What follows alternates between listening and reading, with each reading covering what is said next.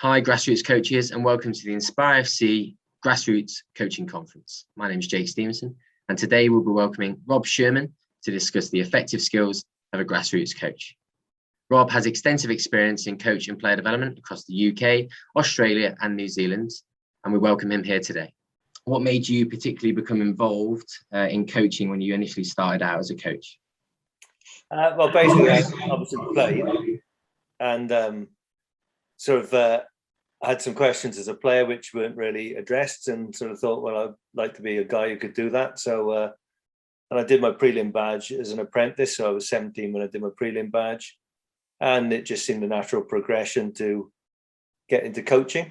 And I was a player coach in my 20s in Welsh football, and it just grew from there, really. So, you know, as they say, if you're not good enough to play, you're possibly good enough to coach. That was probably true for me. Yeah, brilliant. And so what were your first experiences in coaching, and what did they teach you as a coach, or what did they also teach you as a person as well? Well, I used to go back and do a little bit for my primary school in the off season. And, you know, nothing too elaborate, if I'm honest. And then as a player coach, you know, that was a good learning experience to dealing with your peers and your teammates. And I had some of my ex-colleagues in there who were senior players when I was at Cardiff City, and who played for me. So that was interesting in the sense that you're now leading people who were your seniors at one stage, and that was built up. And then when I started coaching, you know, young players, my son's teams and stuff, and coaching in schools, that was a real eye opener when you're coaching young people. In that vast difference to you know, trying to win games and, you know, perform against making sure that you engender a love for football. So that was a bit of a steep learning curve as well. Yeah, great to hear. And then with some of your further experiences, how did you then develop in the early stages of your career as a coach? Was it through informal learning? Was it formal learning? Was it different environments and experiences that you tried to embrace over time? Well, I'll be candid and say I said I did my prelim badge in, you know, 77, something like that. And then I was probably one of those coaches who thought, well, there's nothing I can learn off the courses. And I was pretty much learning as I was going along. And then in the 90s, I started to get involved in other levels of football and thought, oh, maybe I should do my badges. And that stage through the UEFA conversion, I could have got as a player and having a prelim straight onto a B license, but I missed the opportunity. And I went back and did the very basic one in Wales, which is called the Football Leaders Award. And that course opened my eyes, and I said to myself, I don't know much. There's an awful lot I don't know. And in many respects, that really enthused me to go on to courses and go through a formal learning process. And then trial and error, really. So I'm lucky enough that I'm not particularly insecure. So I never mind making mistakes. So, you know, trying to be innovative or try different things and fail and succeed and see what worked and what didn't work was part of my journey, or very much part of my journey, and continues to be so, really. Yeah, brilliant. And really, really key one here for the grassroots coaches on this conference today around making mistakes and putting yourself in positions where you actually may be challenged regularly, which is important. And for your moving into the final parts of your career up to date, sort of what kind of roles have you had and what experiences have you had from there as well? Well, obviously I started as a coach, and you know, when I got back into the game full time as an area coach for the Welsh FA. You were sort of a coach stroke administrator is the wrong term, but developer. So you had to put development programs in, and those emerged from each of the regions, you know, so we might do something different in Cardiff to Flintshire. But through the collective wisdom of the group, we emerged those into national programs. And that was probably the start of the Welsh way and certain things that happened in Wales across coach education and the like. And so there was very much a collective input, and really enjoyable in that sense. I was lucky enough then to become National Player Development Manager for the Welsh FA, and then Technical Director. And also during that period, I was lucky to keep my arm in, or my hand in is the right term probably, in the coaching sphere, because I coached the 15s and 16s boys for a period, quite an extended period. So I was lucky enough to work with the likes of Gareth Bale, Aaron Ramsey, Joe Ledley, Joe Allen, you know, to name a few. But was obviously a great experience to work with players of promise and with national teams. And then I moved from Wales, became technical director of the New Zealand FA, post I've held twice there. Worked with some of the New Zealand teams, including the Ferns, at major tournaments. Through a contact through John Herdman in Canada, who was in New Zealand, I've worked with the Canadian women team at the Olympics and was part of the staff that when we won bronze in London, and worked with the Canadian men's team. I went on to work at Melbourne Victory in the pro game for a couple of years. Very brief period as technical director in Australia, and then back to New Zealand, where I'm just consulting currently, and I'm currently working on a pro license for the Singapore FA.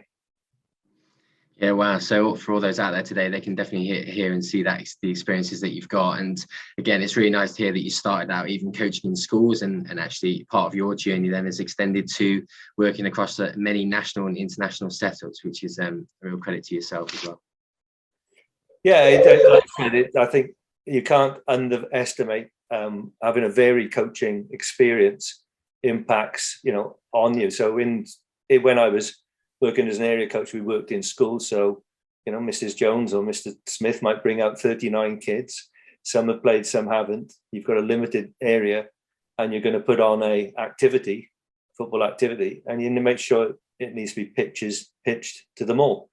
And that in itself is a learning curve to make sure that you're not trying to coach, you're just facilitating activity. And that helps with your communication skills, which impacts back to senior players. And so they're all very associated. So, one lesson in one area doesn't necessarily not impact in another area. So, and I've been very lucky in that, I've had the opportunity to work across that wide spectrum of interest. Yeah, fantastic. So with it shows there clearly your motivations as a coach and how you've progressed. You've been motivated along the journey along the way. How important for you is it to have a clearly defined motivation, a purpose and a why when working with a group of players? I think it's very important. I think ultimately, as an individual, you need to know what your drivers are. And you also need to recognize that some of those might not be in parallel with the people you're coaching. So, and you need empathy is a very important aspect of leadership. So having an empathy with who you're working with is important.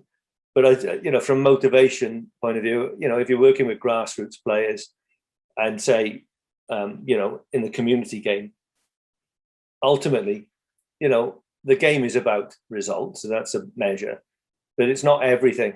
And having come from an era where all my formative years in football were in informal play, as soon as the score started to get a bit uneven or the game got a bit boring, 2 or 3-0, we changed teams, because all we wanted to do was have an even game and enjoy ourselves. And for me, that's one of the motivations. I want my players to fall in love with the game, whether it's at a senior level, fall in love with what we're trying to do and buy into what we're doing. And certainly at grassroots and junior level, fall in love with the game is the key motivation. So, and if I can achieve that and have the enthusiasm that sort of rubs off on players, then, that's my main motivation, is keep people in the house, if you like. Yeah, that's great. And so your motivations over time have clearly been the same, because maybe you've gone up through the ranks and done different experiences and opportunities. Do you believe that coaches' motivations change in accordance to their changing environment or levels, or within the grassroots game? Is there a clearly defined kind of motivation for those coaches starting out in their journey? I think it's a very personal thing, really. I mean, I think most on the courses over the years, you ask people, why they're coaching, and most will say it's to give back to the game and to, provide something for others. And I think that's a pretty consistent one, that there's an element of you doing it for yourself, your own self-actualization, but in the main, it's about giving back. I think so, for me, obviously I wanted to become a very good coach, but not at the expense of the players. The players are your resource, in other words, and if you don't work with them and treat them and do it for them, you don't get the benefit. So for me, the motivation is investing into the players, and their success then gives you just a bit of satisfaction that you knew that you helped them on their way, or you help them be successful as a group. So it's sort of a payback in some respects, that sometimes, but you never know whether you're actually going to get that reward. And to be honest, I don't care about the reward. I just care that the players, achieve whatever they seek to. Yeah, great. So you mentioned before around like a little bit of empathy, which is important. You mentioned around giving back. So with a grassroots coach, what is the role solely really of a grassroots coach in your mind? Well, I mean, the players aren't in the performance spectrum. They're there because they want to play football, or they're there because they want to try football. So, you've got that spectrum where at the first contact, having a positive experience is crucial, and maintaining that positive experience. So, as an example, kids will typically watch, say, a World Cup, and you've got one coming up in Australia and New Zealand, and so that'll motivate young girls, and it'll motivate young boys. No two ways about it. Who will think, "Oh, I would like to try football." If they turn up and they find it a boring, uninspiring experience, that's probably football done there and then, finished.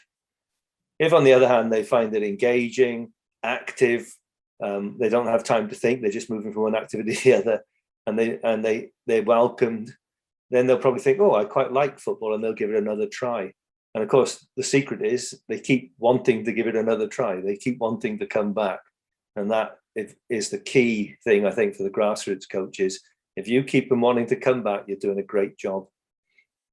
Yeah, great. So then you mentioned around, well, you want them to keep them staying involved in the game, retain themselves as a player, and also possibly as a coach. So how important is it then to support the person alongside the player, in your view? Well, I think you need to know the people, and you need to know what ticks their box, ultimately what their sort of motivations are. It's we have a danger of sort of encompassing all people in the same category. So, all your group might be under 8, but some will be a little bit more mature, some will be a bit more advanced, some will be outgoing, some will be more reserved. You need to be able to deal with all of those people and keep them engaged in the activity. So, you might so often setting individual little goals within the activity. So how many cones can you dribble through? But you might not say, right, who did 10 or whatever, because then you start to put a separator in. You might just say to them, right, we'll give you another minute. Can you beat your score? They don't need to share the scores. It's not a competition. And so, stimulating them individually is a key factor. It's not easy, but it's a key factor. And I think, and recognizing, I think the game needs to recognize that some just want to play. Some don't want to train. Some want to train and play, and some want to actually play at the very best of their ability. So, we need to cater for all of those across that spectrum. And you need to recognize that within your club and within your environment, that some are just there, it's as long as there's a game going on, they're interested. Some are desperate to improve, but they all need to be made welcome. Yeah, and that really alludes to then a little bit around the social side, but also the development side. And that's really key for some of the grassroots coaches that really need to probably identify that with the players that they're going to be working with over the course of the next couple of weeks once the season starts. So with regards to kind of behaviours, habits and characteristics of the coach, when they're working across those two areas, is there anything that stands out to you that coaches can actually do and deliver to have a positive sort of influence on the group? Well, I think, it's an interesting spectrum. I think, we categorize people far too early in terms of the players. So, people's hook into the game, the thing that turns their intrinsic motivation on, can take place at any time. So, often by grading players, you're starting 6 or 7 and I stood on the side for, 39 minutes, I get a minute at the end. Isn't that motivatory? So, first of all, they need to all be engaged. Secondly, you need to find out if you recognize someone is a bit keener, then set them a bit more of a challenge. You don't need to necessarily separate them out of the teams. And so you can set, goals and individual goals within the context of your group. And then obviously as players start to progress and look to get involved or take it more seriously, then you still need to make sure that it's engaging. So, it's not about talking, it's about setting appropriate tasks, organising and designing the session that gives them the appropriate challenge, and transferring that into the game is a key factor. So, the pathway from isolated to full game component, is a good mechanism. But ultimately, letting them play and letting them and giving them time to develop is a key factor. You don't develop a player in one session. It's an accumulation of many, many sessions and many, many games. And they all go at a different pace. So be careful that you don't make too many hasty judgments on people's development. And for some grassroots coaches that, let's say, might just be starting out completely in their journey at the start of this season, what kind of coaching methods or strategies can you sort of support them with, so that then essentially players continue to play more of a game-based approach, or essentially have more game time when they are playing during training or match days as well? Well, I think, ultimately they're coming there to experience the game in the context of its complexity. So, the game complexities really are, there's a ball involved, so the ball goes anywhere in any direction. There's opposition, objective of 2 goals, and so you have teammates and opponents. And so basically, if those are present, you can decrease the game resistances, if you like, through session design. So you can start with unopposed, maybe collect and just practice in terms of 2 passing a ball back and forth sense, and then progress it where you introduce an opponent. You might have an outnumber, so you've got a numerical advantage, so you've more chance of recognizing which is the right pass, and then becomes even, and so on forth. So gradually increasing the demands within the session are probably an appropriate way of doing it. But having a game and actually allowing the players to have a period within the session where there's no interruptions, you just let them play, observe, see who's progressing well, see what jumps out as a learning for you, would be a factor, really. And try not to overcoach. Ultimately, if you can organize your activities in a good way, the activities will be the teacher. And ultimately, if you organize it well and you progress, they don't get bored, they stay engaged, the challenge is appropriate. You might need to make it slightly easier, slightly harder, and you can do that collectively or individually. And you progress the players through the session. And ideally, you maybe plan your 6 sessions in a row, so you know what you're moving on to for next time, etc. So, I would look at it, and rather than just what am I going to do tonight, you might look at, well, I'll do this over the next 6 weeks and gauge the progress of the players. Yeah, loads of great insights there. So just to delve a little bit deeper into, let's say for a grassroots coach, they're actually progressing a session, and actually then sometimes we naturally know, and it's okay, it happens at every single level. Players might not be able to achieve some of the tasks or coaching points, etc. So how important then is it to observe that as a coach around maybe a little bit more of a regression, and actually then try and simplify the approach and the training session or practice, so that they can actually achieve some of those goals? Well, I think I think that this is a fundamentally, you sort of should have harder and easier in your mind. So, you're going to ask the players to do something, and you might have a case where, okay, if I'm observing that and the ball is, for instance, dribble around the square, without bumping into each other and whatever. Or dribble around the square. Start off with dribble around the square, and you've got all the players in there dribbling.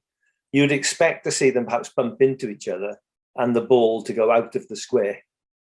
So you go, okay, so I have an expectation what it might not look like in an ideal world. So I might put less players into the square at a time. So, get the players into 1s and 2s, number 1s go in and 2s rest, and vice versa. Or you might go a more creative way, might be, okay, well, the reason they're bumping into each other is the ball's out to their feet. So what you say is, I'm going to shout stop, and when I shout stop, you've got to put your foot on the ball. Then immediately the players keep the ball closer, and it self-corrects with the task. So when you're looking at your session, I think you need to have plan A and plan B in your pocket, if you like, for each of the activities, which helps you keep the players challenged. But they need to experience success as well, but not too easily. So they should be on the threshold of that extreme. Yeah. And then, so essentially you're saying, yeah, plan A, plan B, and different kind of opportunities and options for them to thrive. For a coach, how important is it then for them not to just focus on one method to encourage player learning? So essentially, can they focus on different methods, and what methods would you advocate coaches to use? So I think so. First of all, guided discovery is probably one of the better ways. So, you're asking the players to try something, and you're watching and seeing whether they what they try to do, and then you might guide them towards something through question answer or setting a task. In that way, the players get a chance to experiment, to fail, and failure is a fundamental plus. Ultimately, if I fail, then I will adapt. So actually, you're encouraging failure in some respect. Obviously, then you might have to demonstrate. The only problem with demonstration course is that not everyone can, and also you're implanting your model of something onto them. So, but it might give them an example of what you mean. There's obviously telling. So ultimately, no, just do this. And that might be related to something very specific, or actually around the safety issue, for instance, so there's a whole range of things you can do with that. In terms of the actual structure of the session, if I'm focusing on passing, that doesn't mean that, running with the ball, control, and potentially 1v1s aren't evident. And so, my focus should emphasize passing, but not exclude the others, because the others are part of the game. Great. And so with regards to kind of guided discovery and telling, is there any kind of those methods that you mentioned there, real key ones that stand out for you that are really successful when you've been coaching on the ground? Well, I'll be honest and say, I'm very much around the task-led approach. So, I will set a task, and it could be simply, dribble from one side of the square to the other without bumping into someone, off you go. And out of that task, you would expect some outcomes. So, for instance, it would force maybe players to get their heads up so they don't just look at the ball. And if they do bump into someone, there's a lesson in that. They might recognize, oh, I didn't see them coming, and they might self-regulate. So for me, I wouldn't then be shouting at the side, heads up, because I should have just said that at the beginning in that case. So I like them to have a go at the task, work it out. So I'd probably give them 2 or 3 times. And then if I saw, for instance, one player was struggling, I'd have a quiet word with that player. What do you think you could do to help you see what's in front of you? Oh, I need getting my head up. Okay, well, try and do that. Modify the task for them. So for me, I'm very much in the task space, and and that could be very much around the collective task. So today as a group, whenever we can, let's try and play forward to someone who can receive the ball, as an example. Then whenever we can, being a key phase, is that there'll be a time when they can't. Now, if you let them trial and error, they might recognize when they can't. On the other hand, you might, as a coach, have to intervene and say, well, it's 3 times now. Why do you think we're not getting that ball through? Or why do you think that's not successful? And then the players can start to recognize why it's not working. So for me, I'm very much in the task end of the spectrum. The telling bit is one where, you might recognize some player just likes to be told, or you might have exhausted it, and rather than going around Q&A, and then you might just say, whenever you can, then try X, and find the solution for them. But again, that would be my last resort on a personal level. Yeah, brilliant. And so different methods there to use with different players, which would be great for the people tuning in today. And why do you feel like that's so important then to use different methods for player development? Just because particularly we might get a player that's starting out at the age of 6, who genuinely possibly might be trying new things from a skills-based practice, or then some of these coaches might be also coaching 12s, 13s upwards. And so why are these different methods? Yeah, how do they support player development in general? Well, I think, ultimately, I would still go task-based, whatever, just the task would be simpler for the more novice player. When you get a little bit more advanced, or a bit more of a experienced player, then the task would be more complex. Just for me, the thing is that, if you like, perception is an absolute fundamental in the game. The ability to recognize a situation and take an appropriate action. And, so acronym perception, decision, execution is a fundamental. And therefore, putting the players in an environment where they're forced to make decisions. So it can be as simple as, I'm passing the ball back and forth to you, but at each end, we have to take 2 touches. So the thing being, when you take a touch, there'll be a point where you lift your head. That's the moment I should move to receive the ball. Now, when it's just a 1 touch, there's no real stimuli that makes a decision. So just as an example, so the decision factor is crucial, and therefore players have an opportunity to have a go at the task, whether it's simple or complex, will help them start to reason some solutions to the problems they're facing. So ball goes out the square, I might need to keep it a bit closer. I bump into someone, I need to get my head up. I timing a run, for instance, well, actually, I need to look at the ball at the same time to judge the pace of the ball. And so all these factors become more developed through letting the players have an opportunity to try and fail through task led that's my perspective. Yeah, great. And it links on nicely to a little bit around individual player development as well. So what strategies kind of coaches implement to support individual player development alongside the work you've just discussed there from a team environment? I think you can ask your players, the simple thing is, what do you like doing? And, what do you think you're good at? And, let them try and bring that to the table as much as they can. So, typically, with younger players, they're very egocentric, so they like having the ball and they like dribbling, but we sort of almost thrash that out of them straight away, pass. It's a case of, well, actually, the reality is in the modern game, if you can beat people, no matter what position you're in, you've already created an overload because that player is eliminated. And so, so just seeing what they like doing is one thing and trying to encourage them to do that. Obviously, you want to compensate, so you just don't want them great at, say, dribbling, but they can't pass a ball or can't cross a ball, and so you want to encompass other factors. But encouraging them to do what they like to do is the first thing. And I'm talking about the very early days of development. Like I said, they are very egocentric, so lots of ball contact is crucial. So waiting around for a pass for 30, 40 seconds, having a go, failing, and then waiting another minute is very demotivating. And so if I can get constant contact, make a mistake, and I have an opportunity to rectify it almost immediately, that's highly motivating. Equally, so so for me, it is that case of letting focusing on what the player thinks they do well, and also you can have what about trying this then? Motivating them to try other things so that they actually engaged in their own development. And of course, as you go up the spectrum, you would have maybe an individual player plan. So actually, you've sat down with the player and talked in depth about what they're doing. But that would be, within an academy framework, if I'm honest. But the players need feedback. They need to know how they're progressing, and there's nothing wrong with, at the end of a session, having those conversations.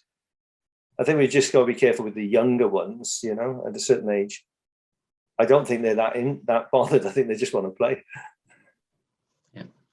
Yeah, I think we could all definitely relate to that as well. They just want to play the game and enjoy it and have as much opportunity to have fun as much as possible, which was great for some of these guys tuning in as well. Yes. And just around how can then, you mentioned earlier a little bit around challenges, and so how can coaches ensure that every player takes sort of a learning moment away from a practice or a session? I think there's a danger in that. I was just going to mention that. There's a case of, if I thought I was going to football to learn, I probably wouldn't have gone. I think the fact is that if you create the environment, I'm not sure that the going away with the learning is that crucial, if I'm candid. I think I go away and I think that was great. And it allow it to filter over time. I just think that if we're not careful, we make sport a bit like school. And I don't want to be negative to all the teachers out there, but it should be something that you just go, you enjoy, and over time it filters it. You pick up on these skills and they become more innate. So the learning is hidden, if you like. So you're putting on a session, the outcome might be to improve passing. The likelihood is you'll see at most a very small improvement in that session. But if the players have picked up that they, by putting their foot closer to the ball, it might improve, for instance, then that's one thing. But, ultimately, it takes time. So when you have your cycle organized and you come back to passing, seeing what they retain and what they don't retain, don't be surprised if it varies, because it will. So I'm a bit, I have to be honest, I'm a bit guarded about focusing too much on what did you learn today statements. I think that's, I'm not sure. Yeah, no, it's great. Really, really good insights. And it links us quite nicely onto the role of a parent as well, because ultimately parents, some of the coaches out here might also be parents, which is great. And they're taking a team for the first time. But I suppose then linking that point there around what have you learned today? Like why is parent involvement so important in the game? Well, I think I think so. I mean, ultimately, you don't know what the parents' motivations are in introducing them to a sport, for instance. I'm sure many parents, would have a secret desire that they'd want their son or daughter to play for the national team or the like, or play professionally. But the reality is, 0.02% earn a living out of the game. So the vast majority, you're introducing them to a game. Why? Well, it's good for social skills. It's good for your health. It's something hopefully they enjoy. And, if they go off in later life to uni or into another environment, the likelihood is they'll make a group of friends in an instant. So football or sport in general just opens up so many doors and it provides so many skills that I think focusing just on being, a top player and earning a living, we have to be careful of that. So I think having parents understand that, it is a journey, but there's no predictor. So you don't know where they're going to go. And ultimately the outcomes are varied. And so, your contribution to those outcomes is crucial. So encouraging them to enjoy it, not asking too many questions in the car on the way home, or shouting on the sidelines and things of that nature. Ultimately just go, observe, and enjoy the fact that they're enjoying it, and don't force the issue too much. And with regards to parents from the sideline obstructing, giving information, what's your thoughts around that area, and how does it really not benefit the players? Well, ultimately, I'm sure, we did an exercise many years ago on our football leaders of courses in Wales where we put on a little five-a-side game, might be 20 candidates on the course, and we'd nominate someone and we'd just say, right, your partner is, Rob. All you got to do is shout at Rob for the next 5 minutes. The amount of times people nearly came over to blows coming off the pitch and coming over to the one who was their shouter and saying, well, why don't you just shut up? And then we'd say, oh, there you go. So how do you think your 6-year-old feels? It's just noise. And whether it's encouragement or not, can they really hear it? And so, if it's instructions, there's a whole raft of issues that emanate out of that. So, pass it, don't play to so-and-so, and all these sort of comments that you hear, criticism of the referee. And yet when you go, and I used to do this because I used to referee in junior football, in Wales, you had to referee a half of your own team. I used to run over to the side and offer someone the whistle, and they'd go, oh, no, not me. And I'd say, well, do us a favor then, shut up. Yeah. And so, ultimately we need to educate people that actually they don't need that shouting from the side. They can do well without it. And it does a lot more damage than good.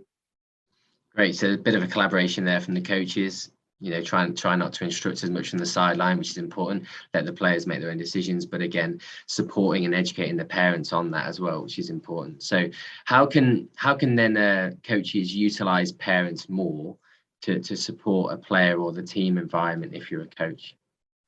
Well, I think ultimately, enhancing the enjoyment factor. So what did you enjoy about today might be better than learn. Those type of things in the car. There's obviously, as the players progress, certain things that parent education in terms of hydration, rest, diet, and things of that nature, which could be important. Obviously, if you're moving into the spectrum of performance, then parents can actually do some analysis for you. So you might have a target of how many times, a player receives the ball beyond someone, and the player can do some notational analysis and the things like. So you can engage the parents to be very productive in the development of the child. And of course, if they know what you're trying to work on, and I'm talking maybe in that academy structure, they know what you're working on, there's a unified approach in that. So it's a collaborative approach between parent, child, and coach or club. But I just think, parents are crucial to creating the environment as well. So their behavior, how they manifest on the pitch side after training, making sure they're not critical of other players and the like, is all part of that journey. So, and just keeping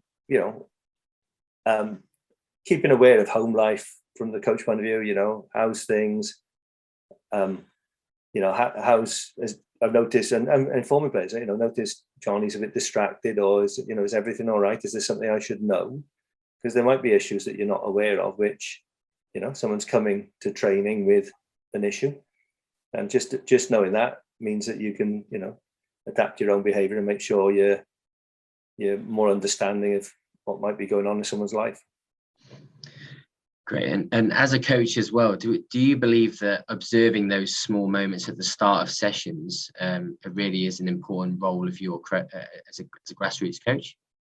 Yeah, well, I think obviously, and any coach, ultimately, just seeing how the session initiates and seeing what people are like.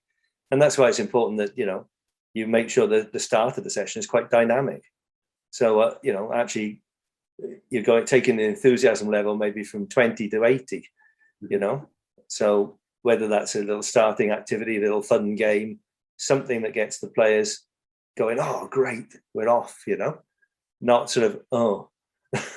So that fine balance there is crucial. And certainly in the performance sphere, when you're looking at the warm-up, pre-match warm-up as a head coach, or we used to just spend time looking at the players and making sure that the players were acting in the way that was common to them. So, not everyone is hyped up.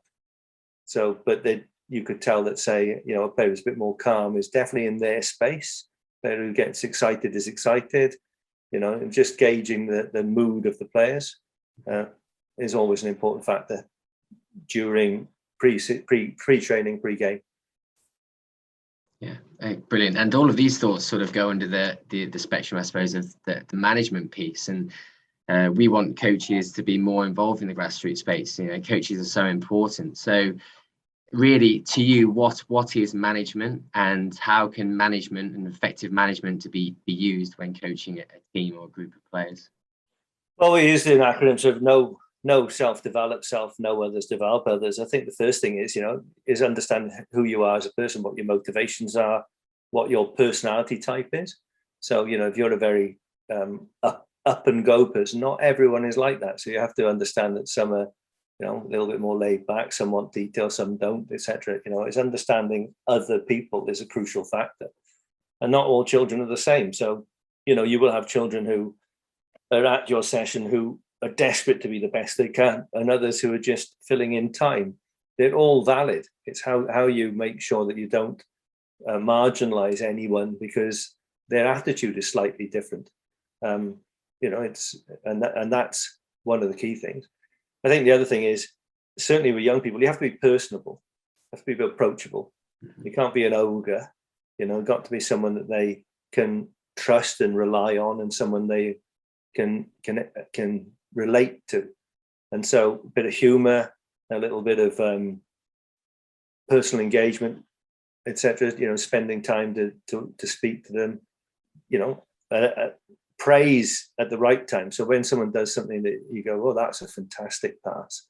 You can, if you're careful with your players. So at any age, but young players particularly, they watch your reactions. If they miss a shot, they'll look at the corner of their eye and see what the coach's reaction is. And if you're there beating the ground like that, then you're sending a message. If on the other hand you're impassive, or you just say good effort, then that transfers phenomenally into their world.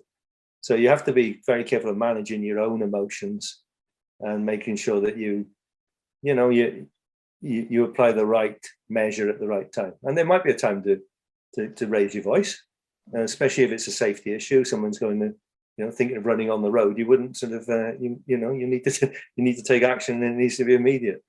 Yeah, brilliant. And praising in the moment is so important as well for those players, particularly within younger age groups. And is there any kind of sort of additional management styles that you would consider coaches to use when working with different age groups? Not really. I mean, I can't say that I'm totally versed in all the management models out there, but ultimately, I just think that you no matter what, you really need to engage with your people and need to have a relationship with them, and that would apply at all levels. Ultimately, yes, you've got decisions to make, and at times, not necessarily in grassroots football, but and you might be saying to someone, you're not going to have a career, or not going to have a career here. That's not an easy conversation to have. But in truth, at the grassroots level, I'd like to think that all the players get an opportunity to play, at least some minutes. Ultimately, why would I play? Why would I come training if I don't ever actually get on the pitch? And so, just being personable and being approachable, and having that trust, if you like, that they trust you.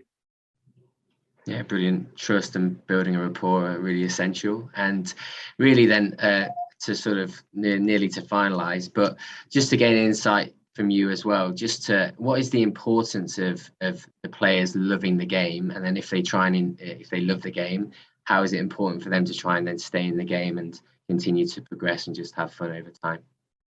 Well, I think intrinsic motivation is recognised as one of the major factors. There will be one or two players who will be motivated extrinsically, I'm going to play and I'm quite good and I'm looking after my family, for instance, because we're dog poor or whatever.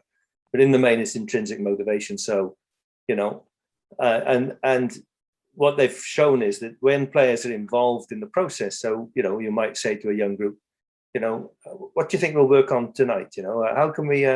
and you might load the question so you get the answer you want. So, how do you think we could improve keeping the ball? Oh, we work on our passing. Right, let's work on passing tonight. Because they felt they maybe decided what the session was, although you've manipulated it, they're much more motivated.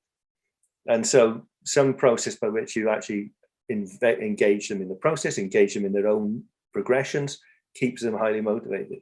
Ultimately, then, intrinsic motivation is the thing that carries you through the slumps. And actually, we need to warn players that, sometimes you make mistakes. So Lionel Messi makes mistakes, believe it or not. People make mistakes. It's a natural thing. You make, the good and the bad. Sometimes you don't get selected. Sometimes you do. All these factors, people need to be aware of the pros and cons and be prepared for them. But intrinsic motivation for me is the thing.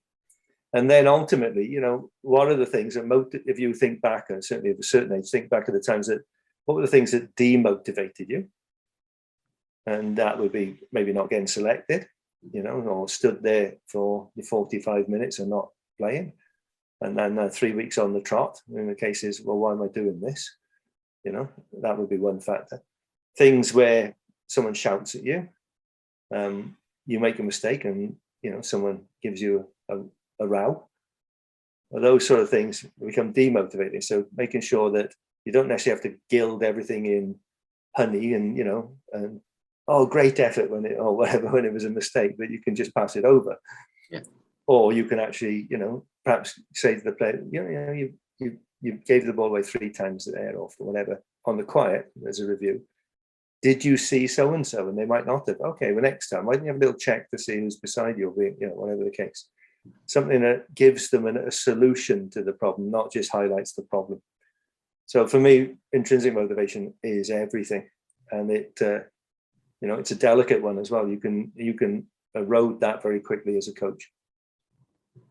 Yeah, brilliant. Such great messages, which is these guys here today will be really grateful to hear as well. And really today it's been great because we've heard a little bit around individual development, we've heard around the role of a coach, we've heard the motivation of a coach, the management, of parent involvement, and a little bit around coaching methodologies as well. So for you, Rob, as a kind of a final message, or one thing that's really stood out to you as a coach or as a person really that works within the sporting environment, what would be a final message to you, to all the coaches out there if they're going to be starting out in the game or taking on a team this season?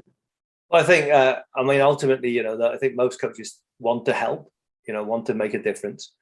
And that would be the thing. So ultimately, the first thing is, and this applies at all levels, certainly in youth development, if the player stays in the game and you've not put them off football, then you've done well. So you look at maybe the academy system in the UK, there's a lot of criticism that players leave academies and then don't play. Now, obviously, it's very disappointing if your career doesn't materialize, but preparing them for that is probably crucial, because for the majority, that's the fact. So so I'm sure we could do more in that space to prepare players for the disappointment of not achieving what they thought they might, but recognizing that they're still in a good position to excel at the game at the potential they've got. But for me, I just think it's the key thing for me is, in all the players I've dealt with, I'd like to think, that I haven't turned them off the game. That I've added maybe 1%, then I'm lucky if I've done that. And it's if you let your ego go in the way and you think, I'm the one who's going to turn them into something, well, yeah, all the best. That's it too, right? And really just a great opportunity for us as all people involved in the game to support players as much as possible. So really great to hear your insights today, Rob, and appreciate your engagement and also your thoughts along those different topics that we've discussed. I feel like on behalf of everyone here today for Inspire FC Grassroots Coaching Conference, we really would just like to say thank you very much for your time, and just really great to hear your insights across many different facets of the game. So thank you. My pleasure, and good luck with the conference, and good luck to everyone out there. Keep doing the good work and grow in the game.